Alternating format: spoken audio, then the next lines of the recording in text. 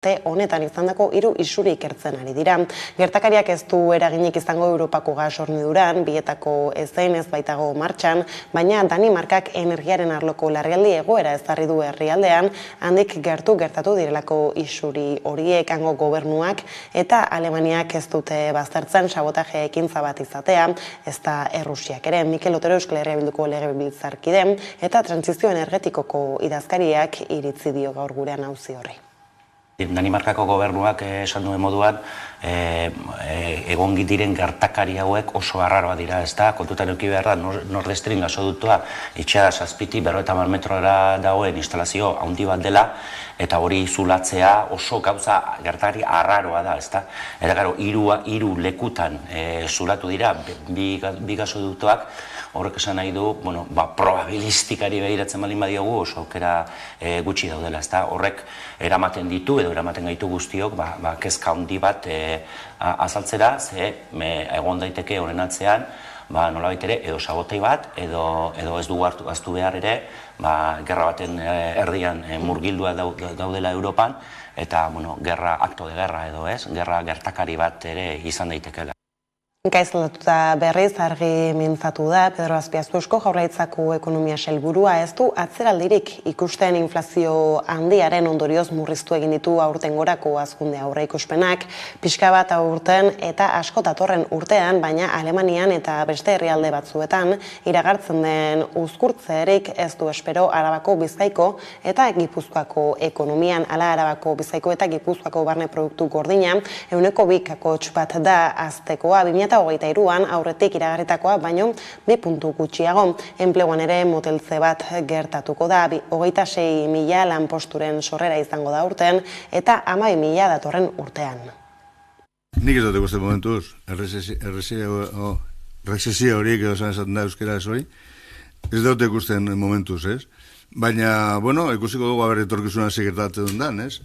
Momentuz ez dugu ikusten, nik uste dute gure askundea dela aurtengo askundea baino, dator urtengoa motelagoa izango da, asko zire motelagoa, 2,1 esaten dugun moduan, baina askunde horrek eukiko du aukera ere, enplegoa sortzeko, esan dute moduan, 12.000 inguru dator urtean, da nik uste dut hori datu hona dela, ez? Ordea iruzurrezko alokairuak salatzera deitu du Baionako suprefetak, etxe kontratu iruzurrezkoen kontra borrokatzeko lurralde batzordea bildu da lehen aldiz. Izan ere ekintza bat baino gehiago egin du urte guztian zehar alda mugimenduak aurkitu dituen hainbat egoera salatzeko. Ekainean bilkura bat lortu zuten Pauko prefetarekin eta esku artean zituzten 8 kasu aurkeztu zizkioten. Horren emaitza da batzordaren sorrera eta 8 kasu horien azterketarekin abiatuko dira. Horrela, iruzurrezko alokairuen kontra borrokatzeko lurralde batzordea aurkeztu zuten atzo arratsaldean Baionako suprefeturan abuztu bukaeran iragarri zuen haren sorrera Pirinio Atlantikoetako prefetak eta orain 3 helburu nagusi zehaztu dituzte. Alokairu kontratuetan dauden iruzurrak eta praktika ilegalak identifikatzea, erabiltzaileen eta elkarteen seinalamenduak aztertu eta prozedura egokietara bideratzea eta maizterrak beren eskubidei buruz informatzea. Bada gaur zabalduko dute Euskaraldirako izen ematea, begia lorpenetan jarrita erronka zehatzetan eta praktika linguistikoetan indar berezia egingo du aurten ariketa sozialak horrela. Sozializaziorako gogoa egitasmoaren alde baliatu nahi dute gainera eta hortaz zaritu zaigu Goiaz Urkijo Euskaraldiko kidea.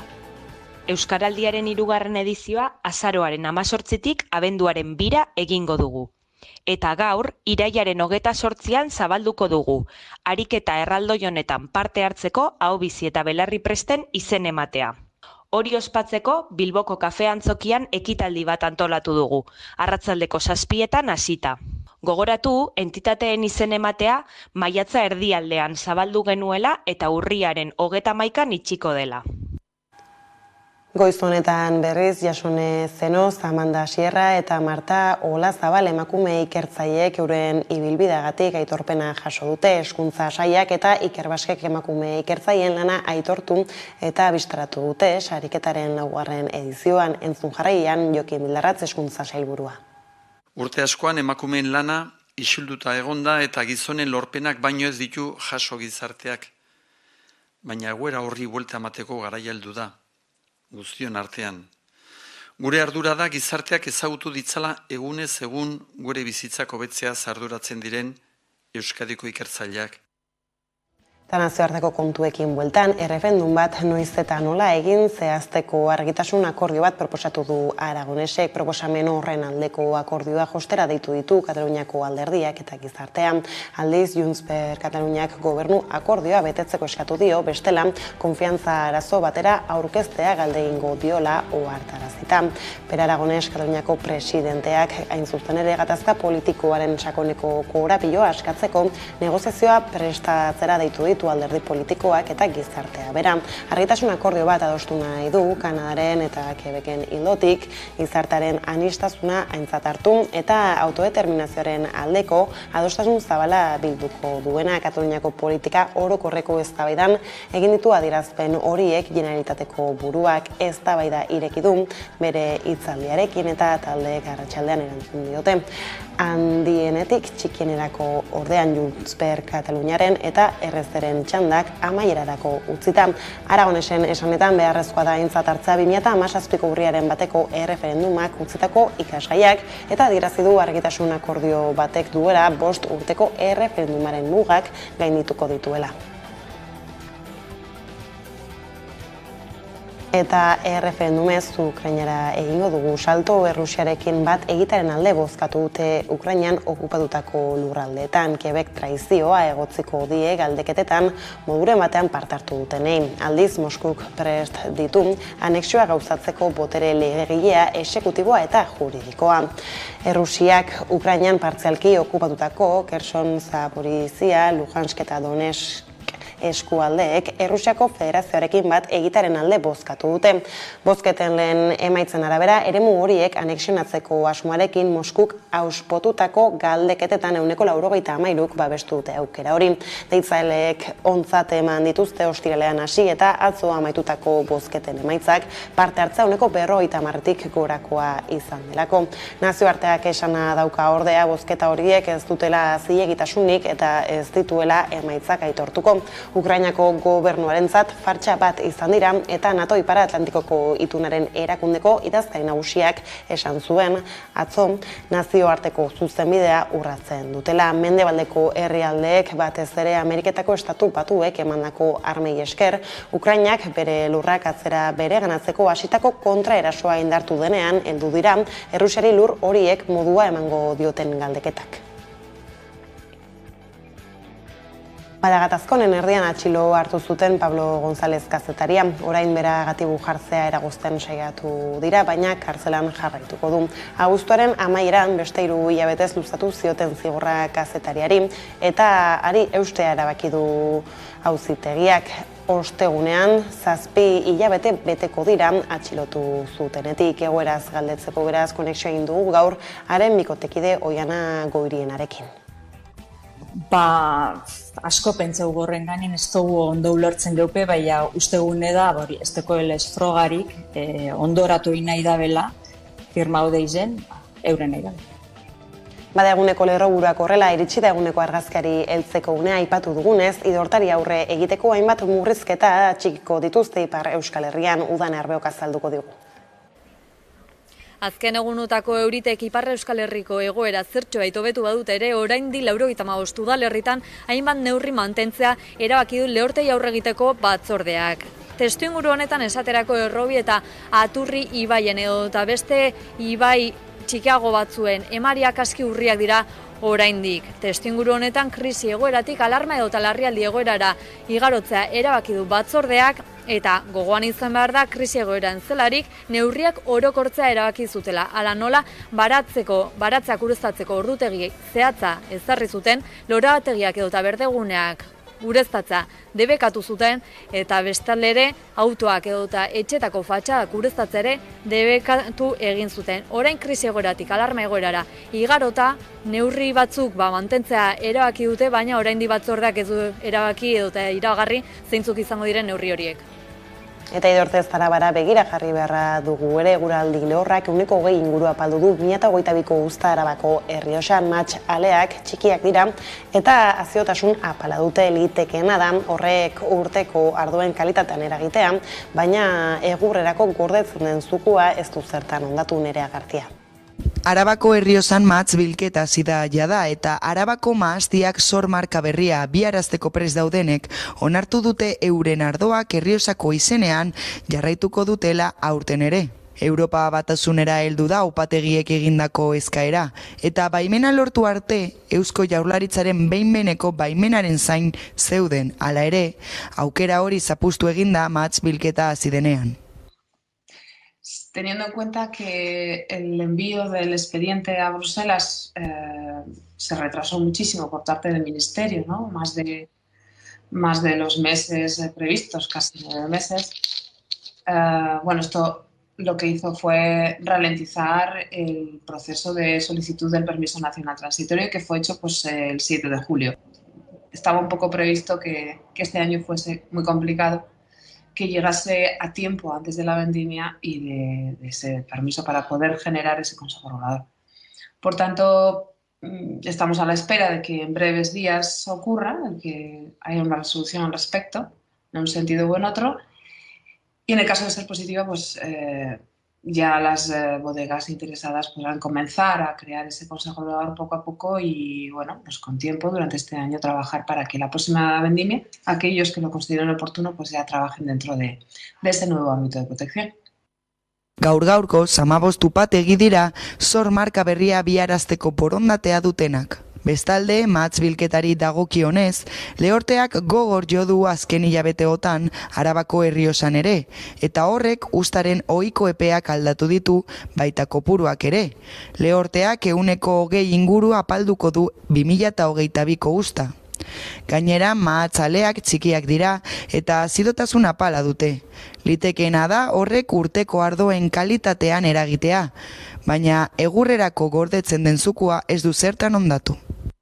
Bestaldetik, Olatz Perez de Binaspek bigarren gradiz saria jaso du emakume teknologoen ikusgarritasunaren eredu izateagatik. Udan Arreo lankideak azalduko digu jarraian zertan datzan sariak adi.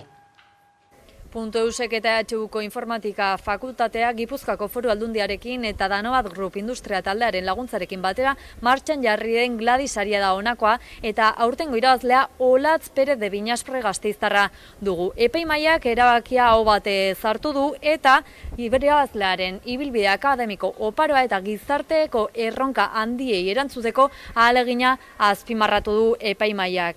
Irabazleak dena den benetako saria, saririk garrantzitsuena, lehenengo edizioan parte hartu zuten emakumeen kopurua dela azpimarratu du. Olatz Perez de Binaspre Gasteiztarra jaso du aurtengo Gladys saria .es fundazioaren eta Euskal Herriko Unibertsitatearen informatika fakultatearen eskutik, emakume teknologoen ikusgarritasunaren eredu izateagatik.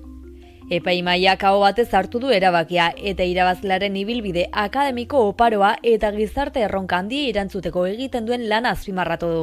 Zientzia eta teknologiaren esparru honetan emakume erreferenteak sortu nahi dugulako eta baita ere Gipuzkoa lurralde honetan industria sektorea dauken garrantziagatik eta STEM bokazioak ere sustatu nahi ditugulako.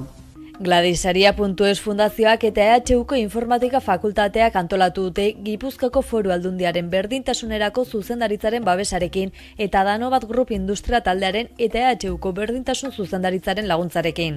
Sensibilizazio ekimen bat ere bada.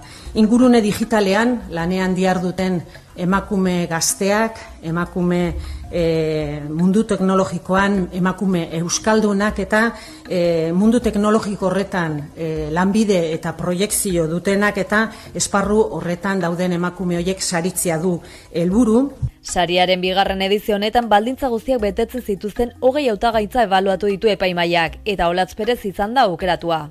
Bada Perezek zirraraz eta erantzukizun puntuarekin jaso du saria aste honetan EHUko informatika fakultatean egindako ekitaldian Donostian. Dardarka jarri nintzen, enun inondik inoa espero, jokoz kanpo, utzi nau pixka bat, emozio handiarekin, batez ere aukera matulako ikustarazteko, ez? Profila hau ez dela hain bakana, bagaude dexente. Horrez gain sariaren lehenengo edizioan parte hartu zuten emakume kopura azpimarratu nahi izan du aurtengo irabazleak. Hori izan baitzen berarentza saririk garrantzitsuena.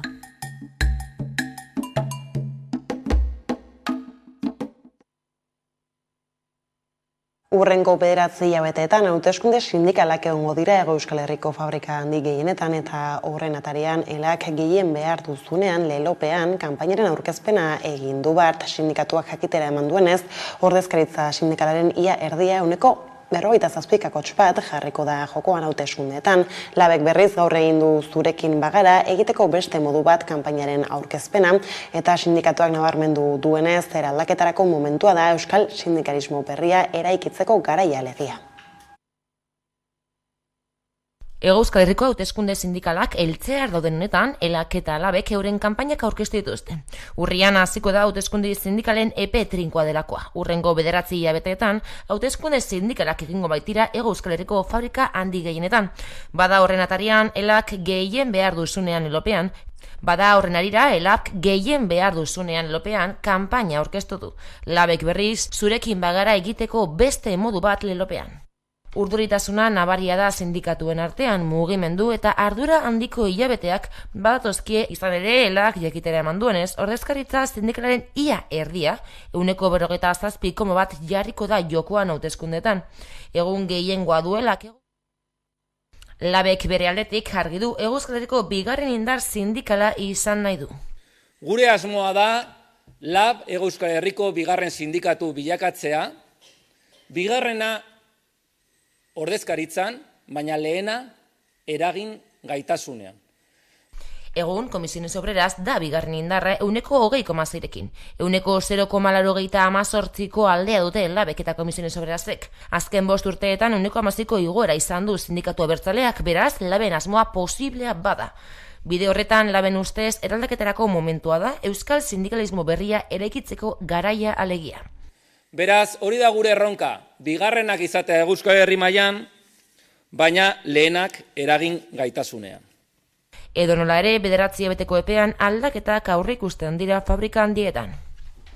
Lan gatazketara salto Arabako egoitza pribatuetako langileak grebara itzuli dira. Ela eta Lab sindikatuek beste greba egun bat deitu dute, hitzarmenaren negoziazioen blokeari aurre egiteko gaur manifestazioa egin dute Albertia Campus egoitzatik eta Aldundiaren egoitzan amaitu dute. Bertan izan da Nerea García lankidea.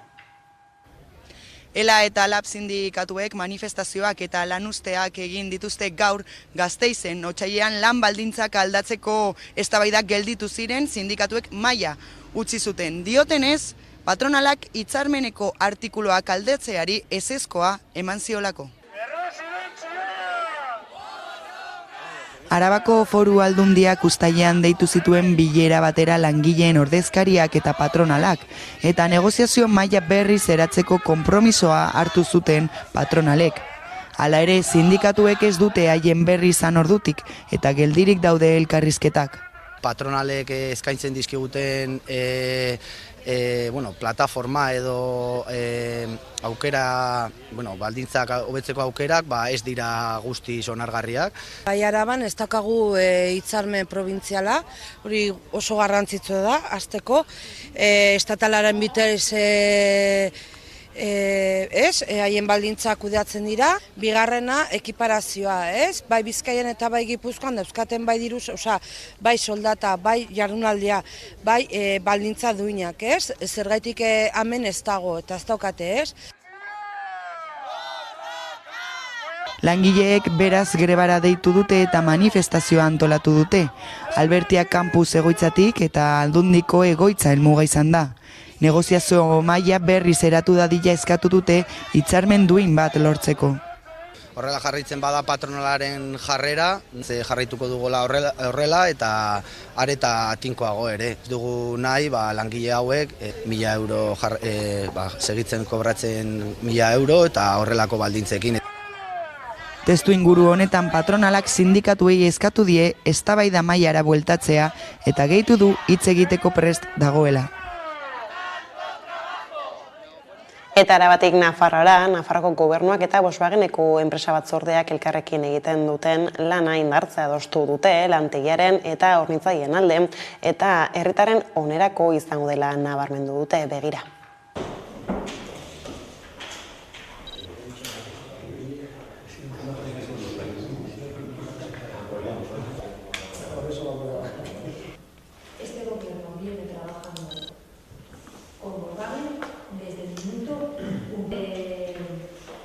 Encuentro con el gobierno de Navarra con Volkswagen. Y una parte, vías ciclables y alguna cosa. Otra parte aclarar contestados. Sí que por eso, bueno, pues también esta representación del gobierno, ¿no?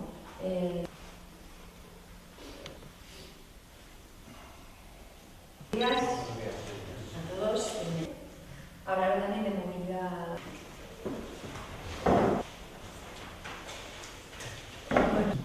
Podemos aprovechar.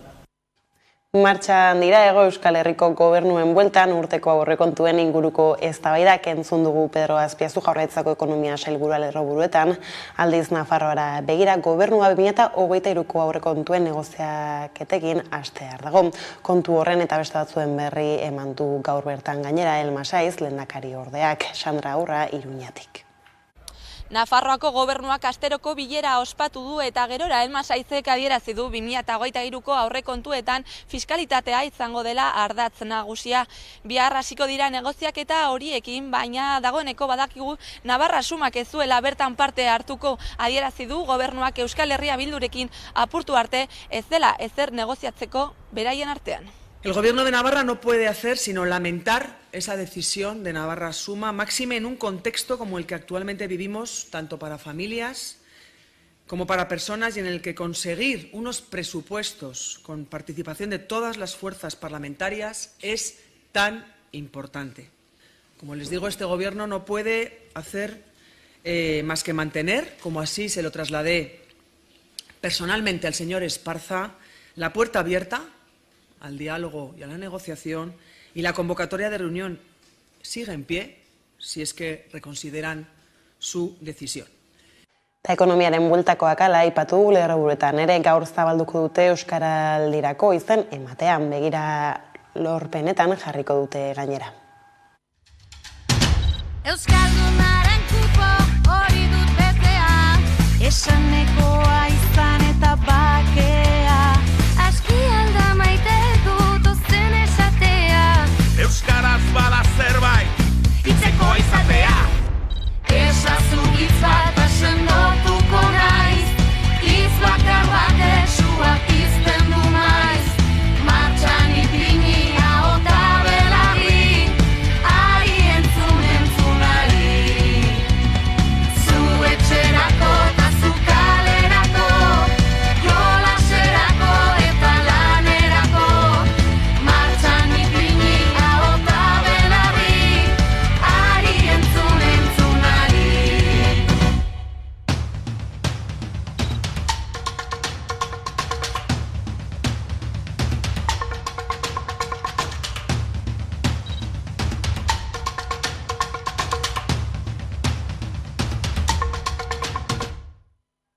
Eta albistegiarekin amaitzeko berriz, kultur arloan estatu propiorik gabeko herrialdeen 8. jaialdian Euskal Herria, Galiza, Katalunia, Gaskonia, Groenlandia, Sardinia eta Transilvaniako musikari eta musikagileak bilduko dira. Antolatzaileek aurrerago jakinaraziko dute, baina talde parte-hartzaileen izenak.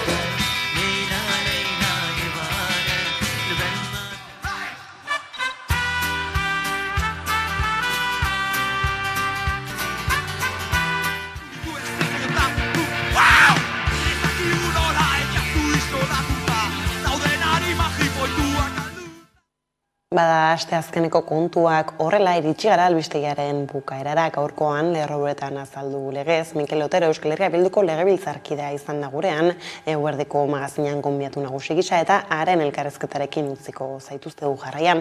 Horren bestez, besterik ez gure aldetik hauek izan dira eguerdiak gurean gaur utzi dituenak. Guztiak eta gehiago nahi duzuen aldiro 11.satarian ondo izan eta bihar arte.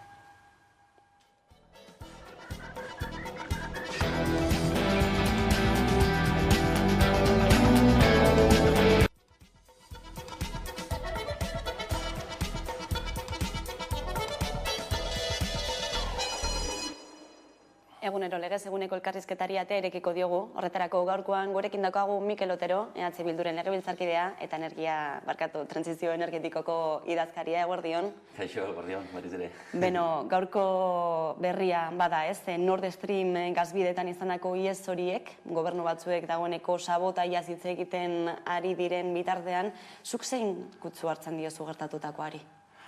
Nik uste dut hor Danimarkako gobernuak esan duen moduan egon diren gertakari hauek oso arraroa dira, ez da? Kontutan eduki behar da, Nord Stream gasoductoa itxea 7 50 metrora dagoen instalazio handi bat dela, eta hori zulatzea oso gauza gertakari arraroa da, ez da? Eta gero, 3 lekutan zulatu dira bi gasoduktoak, horrek esan nahi du, probabilistikari behiratzen baldin badiogu oso aukera gutxi daudela, ez da? Horrek eramaten ditu edo eramaten gaitu guztiok kezka handi bat azaltzera, ze egon daiteke honen atzean, nolabait ere, edo sabotei bat, edo ez dugu hartu behar ere, gerra baten erdian murgildua daudela Europan, eta, akto de guerra edo ez, gerra gertakari bat ere izan daitekeela, ez da. Dena den Europaren gazarekiko menpekotasun hori agerian usten du berriro ere honek, ez? Nik uste dut berriro ere erakusten dela hemen zaurgarritasun bat Europa osoan. Egia da, efektu praktiko zuzenik edo epe motzekorik ez duela izango, ze Nord Stream 2 gasoduktoa ez zegoen martxan, etzen martxan inoiz hartu, eta Nord Stream 1 gasoduktoa Errusiak itxi zuen hor pieza batzuk mantenimendurako eta pieza batzuk bidali eta ekarri eta gero, eta esan zuten azkenean ez zutela berriro gasa konektatuko santzioak kentzen ziren arte eta santzioak antza ez dira kenduko epe laburrean, ez da. Beraz, epe motzeko efekturik ez du izango, baina erakusten digu behin eta berriro nola Europa osoa 4-5 azpiegitura handien menpe dagoela eta batez ere kanpo baliabideen menpe dagoela. Horrek, beste osnarketa batzuk ekarri behar dizkigu, ez da? Eta da, nolabait ere azelerazio bat eman behar dela, Europako autohorniduran eman behar dituen pausuetan, eta batez ere, baliabide fosilak, ez ahaztu Nord Streamean gaz fosila ekartzen dela, eta baliabide fosilen aroarekin amaitzeko azelerazio bat eman behar dela. Gurean, energia krisiaren testuinguru horri aurre egiteko herri itunez, estatu itunez, horien beharra ez aldarrikatu da, batez ere kurtso politikoaren hasieran, energiaren inguruko itun zabal bat egikaritzea posible dela ikusten duzu? Nik ez dakit posible den, nik ikusten dudana da beharrezkotasun bat argi dago gure egoera energetikoa ez dela bat ere ona, askotan hitz egin dugu honetaz, kanpo menpekotasun handia dago, berriztagarrien edapen oso txikia dago, eta hemen gauza batzuk egin behar dira, eta energiaren arloan egia da gauzak egun batetik bestera ez direla egiten, proiektuak epe luzerako izaten dira, eta transizio energetiko bat egiteko hamarkada batzuk ere behar dira, ezta? Hori alderatzen badugu ohiko denbora politikoekin eta eguneroko ikamikekin, hor kontraesan bat edo dago, ezta? Hasten bagara energiaren inguruan trastoak batzuk besteari botatzen urtero edo hauteskundea dauden bakoitzero eta reprotxeen bitartez, uste dugu aurrera pausuak ematea askoz ere zailago izango dela. Beraz, beharrezkoa dela oso argi ikusten da. Egia da baita ere, orain arte batzuek eta besteek interes desberdinak ordezkatu ditugula, eta ikusi beharko dugu hor, aman komunean ezarri daitezkeen oinarri batzu jartzeko gaitasuna daukagun. Ikuste dut bidea esploratu behar dela, herri honek hainbat aspektu klabeetan herri itun zabalak behar dituela, bai eremu politikoan etorriko direna, bai herritarren eremuan edo sindikatu eta enpresen inguruan eta elkarrizketa zabal baten bitartez, hainbat aspektu funtsezkoak direnak landu behar dira eta energia horietako bada durarik gabe. Balizko energia itun zabal horren oinarriak zeintzuk izan beharko lirateke? Bueno, kontu generikoetara baldimagoaz, nik uste dut errelatoa nahiko argia dela, ezta? Alde batetik argi dagoena da kontsumoak murrizteko esfortzu berezi egin behar dugula, gaur egun ditugun kontsumoak mantentzeko etorkizunean arazo handiak egongo dira, beraz, kontsumoak murriztu behar dira.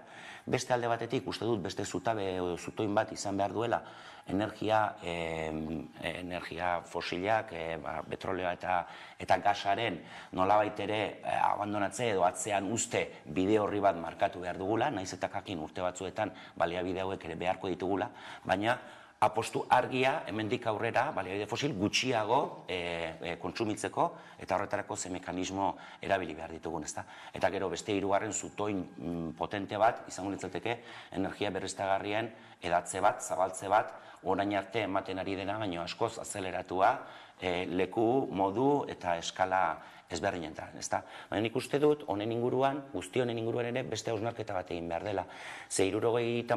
hamarkaden amaieran, petrolaren krisi, mundu mailako krisi bat egon zenean, Euskal Herrian, edo bintzat Euskal Autonomian, hausnarketa batzuk egin ziren, eta hainbat mekanismo, hainbat herramienta jarri ziren martxa energiaren Euskal Erakundea, eta hausnarketa horren ondorioz jaio ziren. Nik uste dut, hemen hausnarketa bat egin behar dugula, ea zer herramienta, zer mekanismo, arlo publikotik behar ditugun, adosten diren oinarrizko zutoin edo politika energetiko publiko horiek aurrera eramateko. Gauzetako bat aipatu berri duzuna da erregai fosilak alde batera usteko behar hori, baina badirudi testuinguru bizi garen testuinguru honetan, krisi testuinguru honetan, herrialde batzuen autua izaten ari dela kontrako norabidea hartzea, ez? Erregai fosilen aldeko apustu hori indartzearena. Uste duzu estrategia komun bat falta dela? Bueno, nolabait ere, esan behar da, azkeneko hilabetetan, horniduraren etete horrek ekartzen duen bertigo horrek edo desesperazio horrek bultzatu dituela herrialde desberdinak, nolabait ere larrialdiko mekanismoak aktibatzera, ezta? Argi dago, ze transizio energetikoaren bide horriak edo zutoinak nahiz eta gutxi gora bera argi egon prozesua nekez edo zailki izango dela lineala, hau da, aurrera pausuak eta atzera pausuak egon behar direla.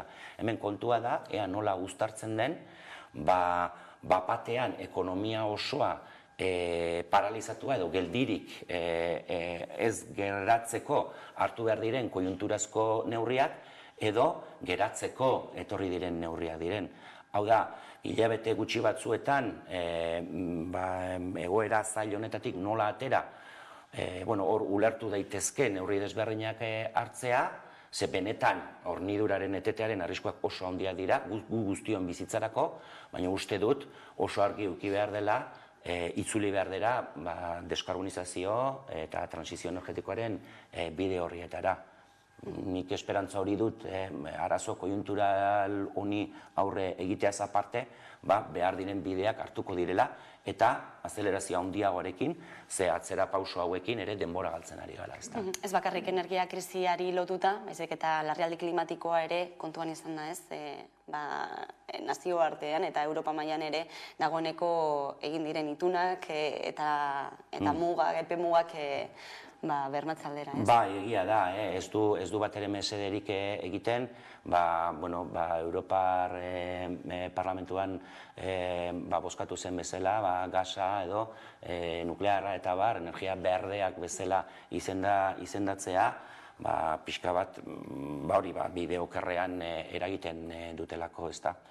Ikusiko dugu, ea koiunturazko neurriak diren, eta benetan aldaketa klimatikoari aurre egiteko hartu behar den bidea edo hartu behar diren neurriak eta hartu behar den abiadura benetan hartzen dugun, ze kontutan eduki behar dugu, neurri atzerakoi hauen aurretik ere, behar genuen abiada ez ginela hartzen ari, eta komunitate zientifikoak oso argi adierazita utzi du azkeneko txostenetan, esanez, nolabaiteko gure deskarbonizazio bide horria eramango duela planetaren berotze maila oso altuetara, 3 edo 4 graduetakoa. Beraz,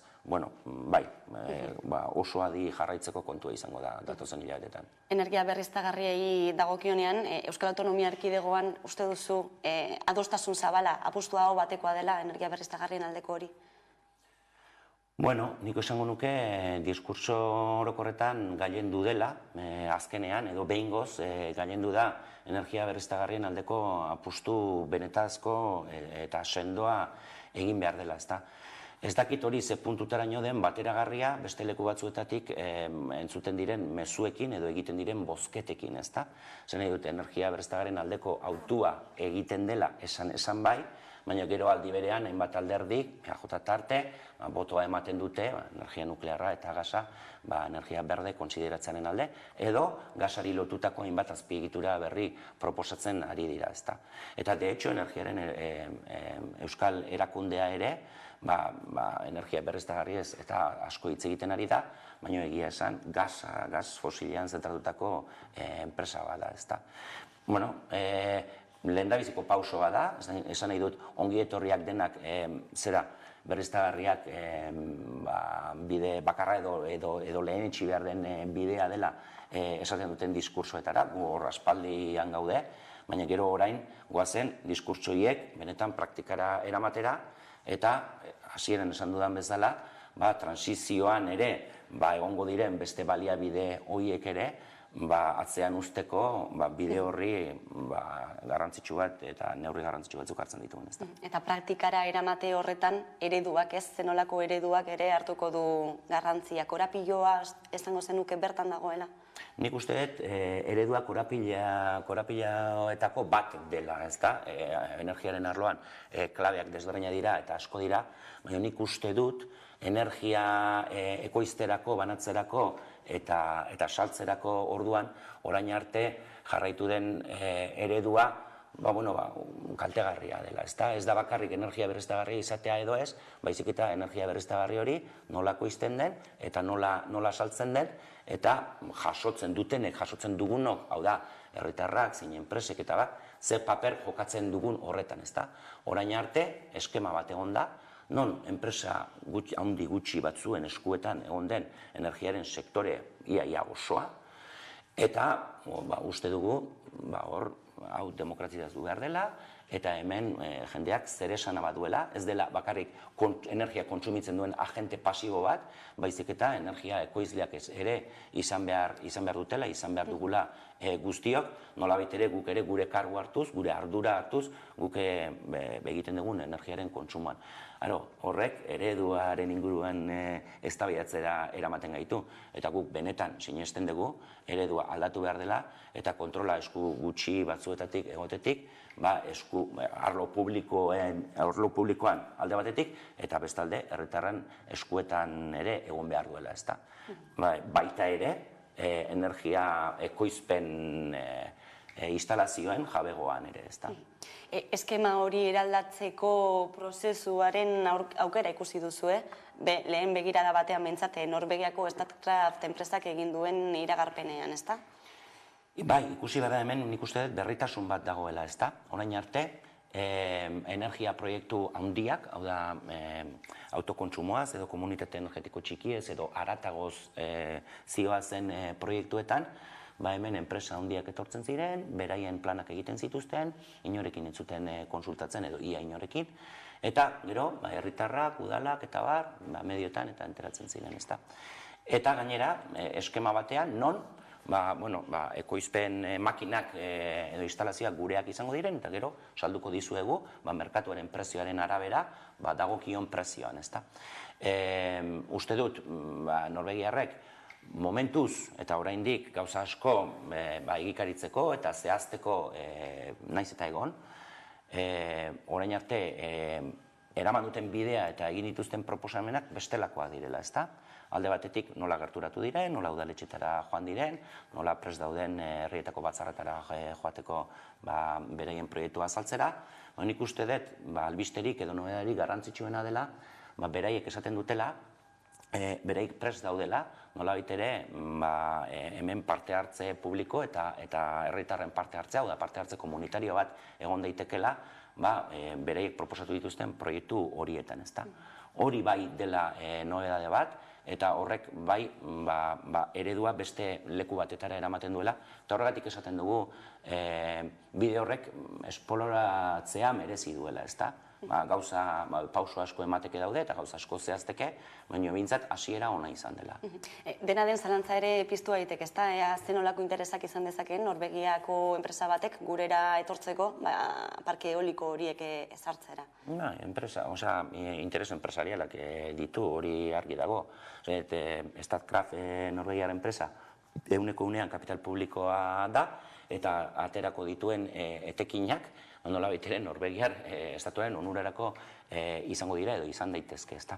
Baina hori da gauza bat, eta bestea da proiektua nola egiten den edo nola egikaritzen den, ezta. Ze gauza bat da, Statkraft enpresa handi bezala, eolika eta fotovoltaika desarrolladore handia izan daitekela eta hor ezagutza bat izan dezakela, eta hor proiektuak egiterakoan beraik ere etekin bat izan dezaketela, eta gero beste gauza bat da proiektu hori, eta kasu honetan, ze leku desberdinetan proiektu desberdinak dituzte, baina gurean Euskal Herrian proiektu eolikoa dituzte, gero aerosorgailu eoliko horiek ea zer jabego izango duen eta norenak izango diren, eta ze prezioetan eskainiko den hortik ateratzen den energia, eta bar, ez da.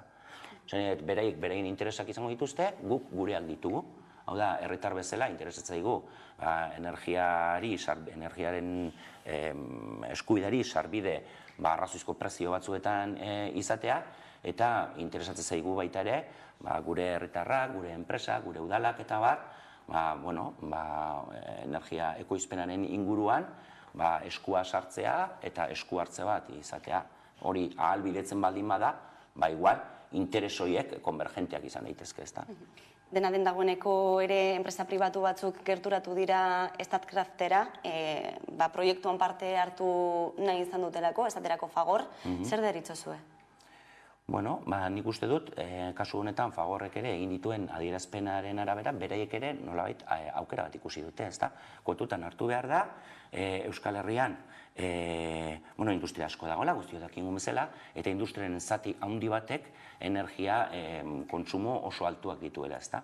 Energiaren prezioak zeruan dauden testuinguru honetan, enpresa horien etorkizuna edo viabilidadea edo inkluso zalantzan dago, eta horrek arriskuan jartzen ditu, ez bakarrik enpresa, baizik enpresako langileak, eta kasu honetan Fagorren edo Mondragon korporazioaren kasuan, kooperatibista guztiak arriskuan jartzen ditu, ezta.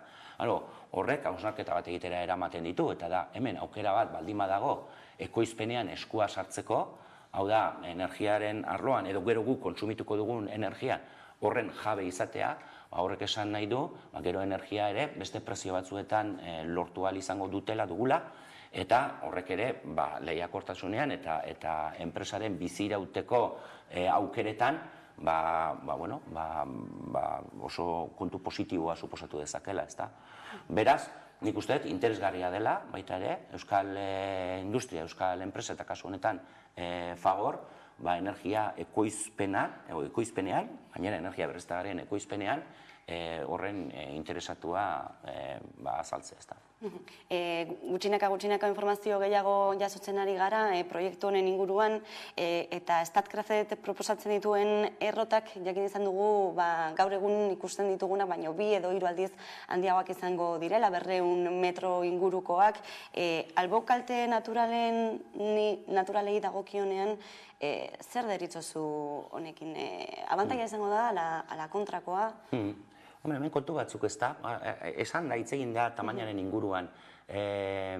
Statkraftek orain arte nik dakidanez esan duena da, beraik egiten dutela proiekzioa makina merkatuan edo dauden makina handienekin, 6,6 megabatio ingurukoak, gero ikusiko da, ea makina horiek edo pixka bat txikiagoak edo diren. Esan da baita ere, 200 metroko makinak izango direla, hirukoitza edo, esan nahi dut, badaian jarri ziren azkenetakoak, 120 metroko altuera dela, beraz, ez da 2 aldiz, baizik bat eta piko, baina, detaile bada, ez da hori importanteena. Egia da, eta arrazoi duzu, aerosorgailua jartzea edo instalazio fotovoltaiko handi bat jartzeak ingurumen kalteak dituela, baina, kontutan eduki behar dugu, baita ere, instalazio guztiek dutela ingurumen kalte bat. Ez bakarrik ingurumen kalte zuzena jartzen duzun lekuan ze afekzio batzu ditu, baizik eta zuk instalazio hori jartzeko behar dituzun makineria eta bat lortzeko, horrek mehatzgintza eta bat dituelako atzean eta horrek ere inpaktua duelako. Baina baita ere inpaktu oso handia du ekologikoa baliabide fosilen erretzeak eta guztio dakingu bezala aldaketa klimatikoaren arrazoi nagusia hori da eta biodibertsitatearen galeraren arrazoi nagusia aldaketa klimatikoa da baita ere.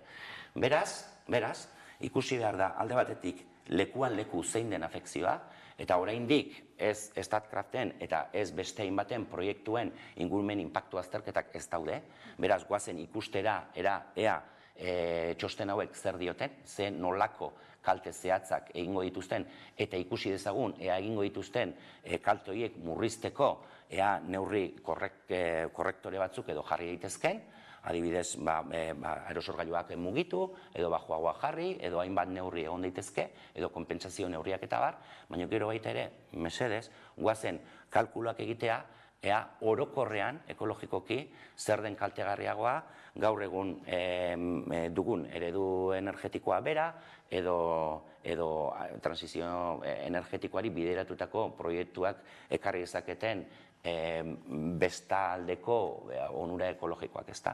Alderatuz beti ere, kontutan izan da, inpaktu ekologikoak egongo direla, eta energia orain arte ohituta gaude kanpotik ekarri, beraz kanpoan eragin ekologikoak egitea, eta etorkizunean energia gertutik gertura lortu beharko dugunez, energia iturri horiek eskuratzeko instalatu behar diren makinak eta abar egingo dituzten inpaktuak gure etxetatik gertuago egongo dira. Baina hori etorkizunean horrela izango dela esango nuke, edozein dela ere garapenerako aukeratzen ditugun ereduak eta tamainak.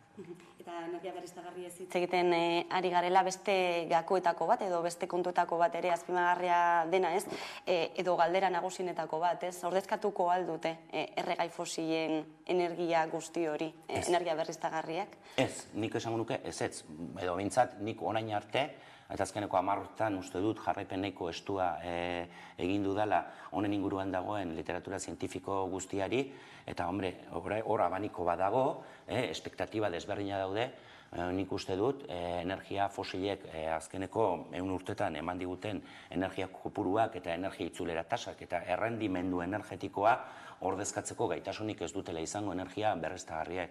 Beraz, horrek ondorio oso handiak ditu. Esan nahi dut, argi dago baliabide fosilak atzera utzi behar direla aldaketa klimatikoa eragiten dutelako alde batetik eta beste aldetik baliabide finitoak direlako eta noizbait bukatuko direlako.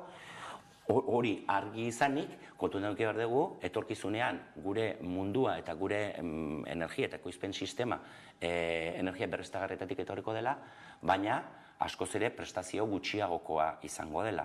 Horretarako prestatu beharra daukagu, eta horregatik energia berriztagarrien edapenaz hitz egiten dugun bitartean, eta hitz egin behar dugu, eta edapen hori egin behar da, energia kontsumoen murrizketa handi batei buruz hitz egin behar dugu. Nolabait ere, etorkizunean gure metabolismo sozial eta ekonomikoa materialki eta energetikoki murriztu beharko da, desazkunde bat etorri beharko du, eremu hauetan, baina noraino iritsiko garen, hori oraindik ikusteke dago, ez da? Hemen hainbat efizientzia irabazi egon daitezke, baina, erdia, gaur egun dugun energia kopuruaren erdia baldin badaukagu, 2050 urtean ere, kopuru erdi hori ere lortu beharko da, eta energia berriztagarrien bitartez egin beharko da. Eta gaur egun, kontsumitzen dugun energiaren erdia, energia berriztagarriekin lortzeko, energia berriztagarri asko instalatu behar da. Asko. Azken galdera ere, izan ere badakigu, baina eta berriro errepikatzen ari zaizkigu ez, negu gogorra datorrela, energiaren alorritik, pobrezia energetikoa areagotuko dela, besteak beste, eta bien bitartean Eusko Jaurlaritzak energia kontingentzia plana balantzen ari da, besteak beste fiskalitatea ere berrikusten, horren aldekoak zarete izterga jaitzi erakastotzen ari delako Eusko Jaurlaritza? Nik uste dut, hemen arazo bat dagoela, ez da? Esan nahi dut, inflazioari lotuta etorri diren dirubilketaren igoera hoien inguruan korrekzio bat egin nahi balin bada, deflaktazio baten bitartez, egin daiteke, baina beti ere kontutan hartzen baldin badugu deflaktazio hori modu progresiboan egiten dela. Hau da, renta, edo ez du inporta zea renta duzun berdina, osea, portzentai berdina jaitsiko dizut, azkenean hori neurri erregresioa da, eta azkenean diru gehien zeukana, diru gehiago aurreztuko du ogasunaren aurrean, eta hori erregresiboa da, ezta. Uste dut, hemen, reforma fiskal sakon bat inguruan hitz egin behar dela, urteak daramatzagoia meloi hori ireki behar dela, eta nolabait ere, orain, deflaktazioaren partxe honekin behin-behineko neurri bat edo soluzio bat jarri nahi baldin bada, gutxienez hori modu erregresiboan egitea eta osea modu progresibo bat egitea hori gehien dutenak neurri hauetatik onura gehienez izateko, ez da, aldiz gutxiago dutenak, ez da. Uste dut fiskalitatearekin hori, eztabaida oso handi bat dugula pendiente, eta energiari lotuta, uste dut baita ere, fiskalitate berdearen inguruan hainbat neurri hartu beharko genituzkela, beste leku batzuetan hartzen ari diren bezala, CO2 isuriekiko zergapetze batzuk ekarriz eta baina hori garatzeko luze egongo ditzaigu. Beste egun batean helduko diogu gai horri. Mikel Otero, eskerrik asko beste behin, Hamaika Telebistan izateagatik. EH Bilduko legebiltzarkidea eta trantsizio energetikoko idazkaria. Nahi ezuen arte. Hurrengo arte.